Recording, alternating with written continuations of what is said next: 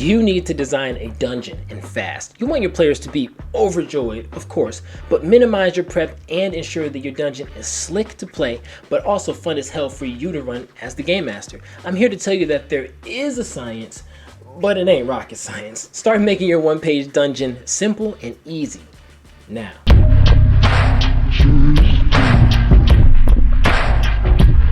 Using the example from part 1, and if you haven't watched that, then I suggest you go back and watch it. We know what the big bad evil guy wants, what they're willing to do to get it, how they're affecting the world. We determine our dungeon location, and we also know our starting quest. The PCs must find the source of the nightmares and stop it, which they may not know is related to the big bad evil guy or the artifacts that they seek. I recommend keeping most, if not all, of the villain's plan to yourself so that the players organically discover the plot through gameplay. Do not, for the love of God, lore bomb your players. Avoid a situation where you talk for 10 minutes and then you look up and your players' faces are just like, I'm here to tell you right now, we don't care. Let me tell you. We don't care. I know it's hard because we want our players to enjoy all the cool shit that we came up with, but rein it in, control those impulses, and keep your story close to the chest so that your players can be just as surprised as their characters when they discover the full extent of the campaign, which is way bigger than just bad dreams. This is about stopping a mega demon from coming through a portal from hell, and their puny nightmares are just the tip of the glacier. Sidebar. As I use these charts, just remember that they can be used for any genre, so even our example can be reflavored. If we can go fully sci-fi or even cyberpunk, in that case maybe our villain seeks to gain immortality by inventing some new tech that will cause the destruction of something that our PCs hold dear. Bad dreams could be caused by cybernetic implants reacting to the tech being developed in the big bad evil guy's lab. We could change our glacier to the cold iron core of an asteroid where some ancient power lies dormant. This way, we keep the extreme cold as if it were a glacier, but we're just gonna reflavor it into something else. But I've got more coming up on spicing things up later in the video. Moving on. Now that we have all the notes and all the roles that we made during part 1, we can condense it down into playable content. And finally, it's time to roll up our sleeves and get building. But first thing first. Before all else, we need to first determine what danger our environment itself poses, if any. Now, perhaps your environment has no inherent threats, which is what I recommend for doing an easy or low-level campaign, but with a mid-level campaign, whatever system you're running, introduce at least one environmental hazard, because that's going to make the play more interesting, and get creative and have fun with it. Acid rain, low oxygen, poison gas, extreme weather, whatever. But if you do want to add some punch to a low-level dungeon, take a mundane inconvenience and just make it extreme. Simple darkness can be quite deadly and terrifying, if extreme enough. I can't see shit. Yeah, me either. What is this shit? And this is easy to employ in D&D or in a D&D clone because they literally have spells that create magical darkness. Or in cases like our glacier, a certain hazard just might make sense for that region, like extreme cold in this case, and maybe even darkness if the players go further inside the glacier. Extreme heat, gravity are also excellent obstacles, and these environmental factors will not only force your players to be incredibly creative and to diversify their playstyle, but it'll also make the dungeon unique in your player's mind. With step 1 done, we can start thinking about our enemies and get an idea of the enemies that we'll use before we start deciding on traps, because who resides in the region will determine the type of traps that are in the region. So it's important to do this also after step number 1, because then we can start thinking about how our monsters are actually dealing with the environmental hazards themselves. And in some instances, the monsters will survive the environmental hazard just because they're indigenous to that environment, and that's fine too. But again, just think about the type of enemies that you want, and you can use these charts for a little inspiration. But remember, don't make stat blocks yet. I know you're itching, but I'll get to how I handle that in just a moment. So you just wait, you cheeky bastard. So lastly, you want to think about traps. And in many cases, it won't make sense that the enemies will have laid traps in the region, so in that case, just don't have traps. But if your enemy would definitely use traps, then determine what they use. You've just come up with who they are, we know their goals, we know the environment that they're in, so you can just make it up. Or you can randomly roll on these charts. So quick recap. This is what I came up with my rolls. The hazards are extreme cold, because they're in a glacier. There's also slippery floors and walls. The enemies that I rolled for are cultists. Yes, they do have traps, but they don't use explosives. They use something a little bit more subtle. Adelante. This is the big one. This is where you choose how many sessions that your dungeon is going to take to complete. And two metrics really determine that: the number of rooms and the amount of stuff in each room. And we want to strike a balance between the two because there's a noticeable difference between how much time a dungeon takes versus how much time a dungeon feels like it takes. So design philosophy number 1, curating or spamming. What's better? A lot of dungeon rooms with a little bit to do in each, or only a few rooms but they're packed with content. And here's where a lot of GMs mess up dungeon design, in my opinion. And it starts with the misunderstanding that a bigger dungeon is a better dungeon. In reality, traipsing from room to room, floor to floor, level to level can make your dungeon just feel long, which is often synonymous with tedious, frustrating, and worst of all, boring. So here's a good rule of thumb. Limit your dungeon to just 3 to 5 rooms. Anything longer than that is simply going to take too much time to build. But more rooms also increases the likelihood that your players will skip or miss out on content just purely by accident. So if you feel like 3 to 5 rooms isn't big enough, just ignore that feeling. It's wrong. If you want to add content and increase the amount of time that they're going to be playing, then you need to curate, or in other words, increase the quality and the complexity of the encounters that you place within each room. Considering this, that most if not all tabletop RPGs rely on 3 pillars: social, exploration, combat. Within these you have various game modes that you can draw from. The social, you'll have skill challenges and moral quandaries. The exploration, there's space there for puzzles and traps. And combat gives you a chance to give the players a good old-fashioned violence, but the thrill of a certain life or death experience. So to make your design cleaner, first determine the raison d'etre of each one of your rooms. It should center around at least one pillar, so focus on just that pillar when you're designing the room and the content within it, because that'll make the room feel a lot cleaner from the player side. And it's more organized than designing at random, and so that's ultimately going to save you time. So pick one of the 3 or randomly roll a d3 and it gives you an excuse to break out some weird funky dice. So it's here that we can adjust the complexity to ratchet up the difficulty or simply increase the playtime.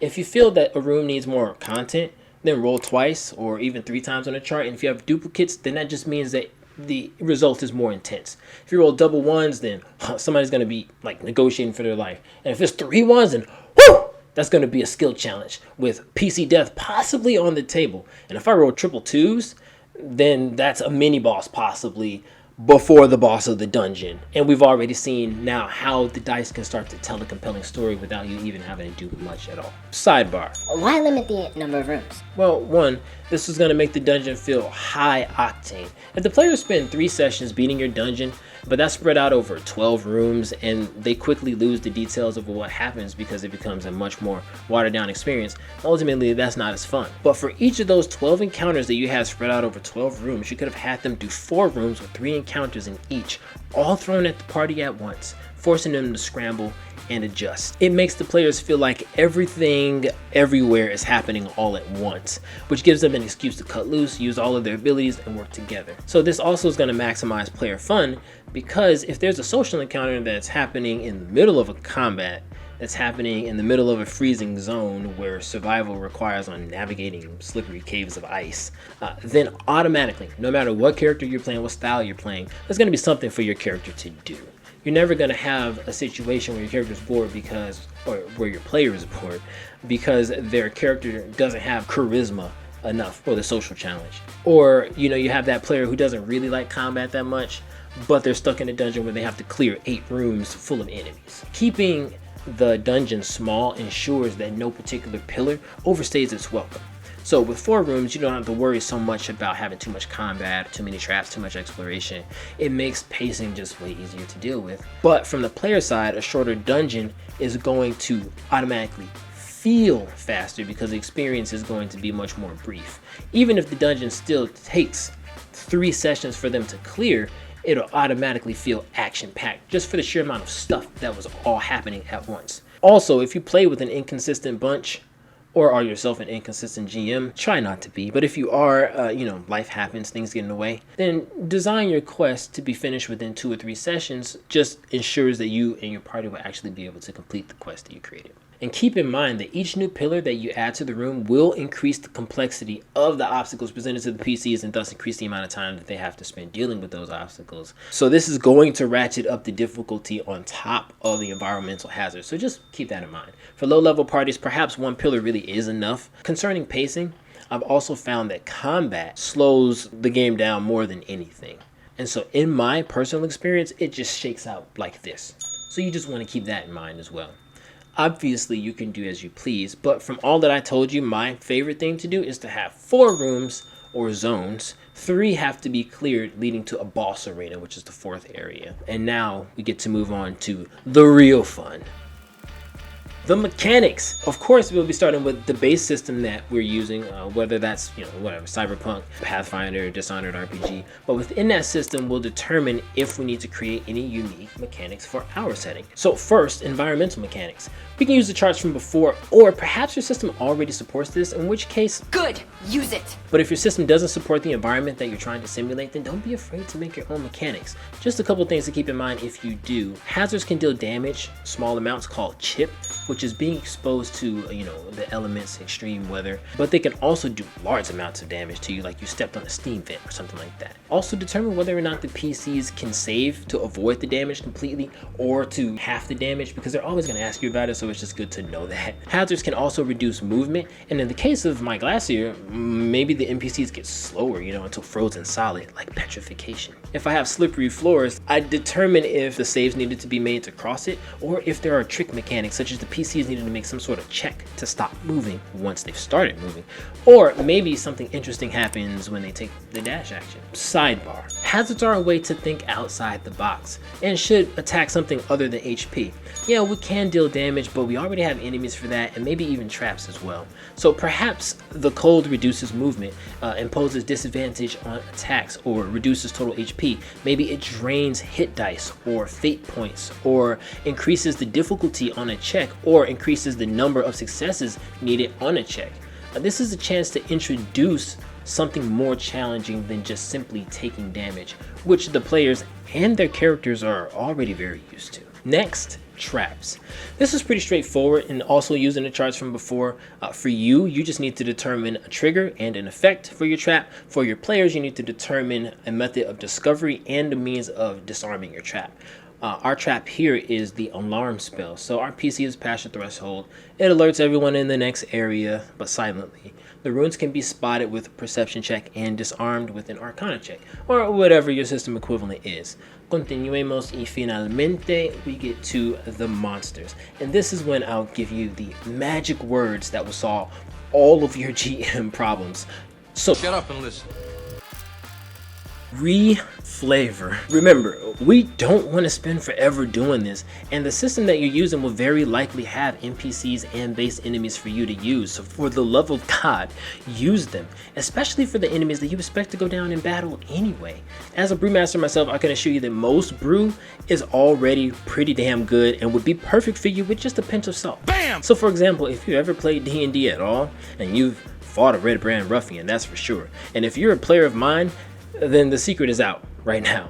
You're almost always fighting a red brand ruffian, and I know that might be a little disappointing, but those dope ass pirate snipers, bam, red brand ruffians. Those shadow assassin ninjas, bam, red brands. Band of knights on horseback, bam, red brand ruffians. City watch, any guard ever, bam, bam, bam, bam, bam. So just take a stat block and give it a different description. I may be using the red brand stat block, but if I describe it as a ninja in all black clothes and I change his short sword to 2 size, even without changing the damage dice, my players are not going to have any clue what stat block I'm using, and they will engage in whatever fantasy is presented. So I highly suggest that you do the same, picking your stat blocks for their inherent flavor, sure. So if you want to have somebody that's a little bit more sneaky, you might pick a thief's stat block, because that will have some mechanics built in that will help you tell a story. Then you can have any kind of sneaky character from that. You want a roguey archer, thief stat block. You want an expert fencer, thief stat block. Once we pick our stat block and decide how to reflavor it, we may make minor changes such as tweaking the damage dice, or the damage type, adding resistances or vulnerabilities, or perhaps bumping up a stat or two just to make them a little bit more dangerous to our PCs. But then that's it. Leave it alone. Move on and rely on your flavor to make that feel unique. And now for the boss of the dungeon, remember, this is a campaign and this is the opening quest, so your final boss should not be here. The villain of this OPD should be the lieutenant of the main boss, perhaps your second in command. And if you've done this entire process with me up until this point, then you're probably already bursting with ideas for what to do for your final boss in this dungeon.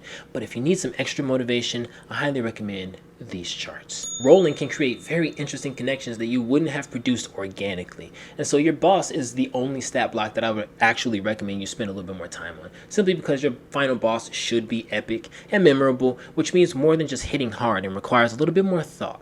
But even the process is the same. Start with the base stat block. Picking a creature that is a couple levels stronger than the party is going to ensure that it really takes their combined strength to overthrow them. And then while tweaking your chosen stat block, I suggest watching my video on making epic villains.